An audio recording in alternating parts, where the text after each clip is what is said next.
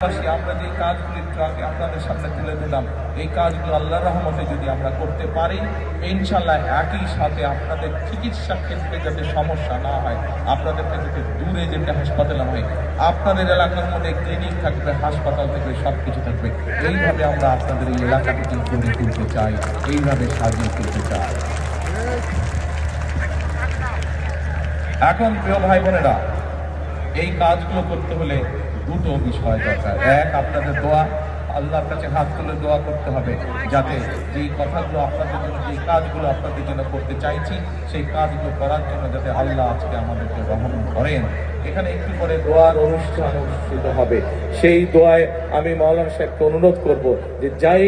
কথাগুলো আপনাদের জন্য আমরা যা করতে চাই, সেই কাজগুলো যাতে আপনাদের জন্য আমরা করতে পারি, সেই জন্য হাত তুলে যাতে আল্লাহর দরবারে আজকে আমরা দোয়া করতে পারি। আল্লাহ যদি সহায় থাকে, যেই কথাগুলো আপনাদের সামনে আমরা বলেছি, যেই কথাগুলো আমি আপনাদের সামনে বলেছি, প্রত্যেকটি কাজে ইনশাআল্লাহ আমরা বাস্তবায়ন করতে সক্ষম হব, একমাত্র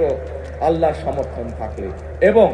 বিশেষ করে আজকে মা বোন যারা আছেন, এই মা বোনদের পাশে যাতে আমরা দাঁড়াতে পারি, মা বোনদের পাশে ইনশাআল্লাহ আল্লাহ রহম করলে বিএনপি যাতে আপনাদের পাশে দাঁড়াতে পারে, আপনাদেরকে যাতে যেই মা বোনদের ফ্রি শিক্ষার ব্যবস্থা দেশনেত্রী খালেদা জিয়া করে দিয়ে গেছিলেন, সেই মা বোনরা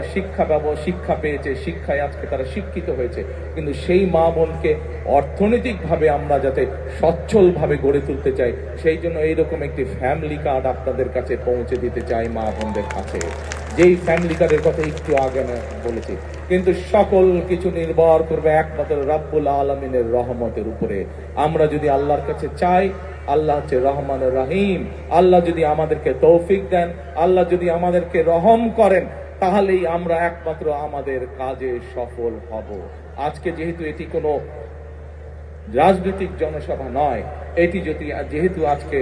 দোয়া মাহফিলের অনুষ্ঠান, সেই জন্য আমি আজকে মাওলানা সাহেব যিনি এখানে দোয়া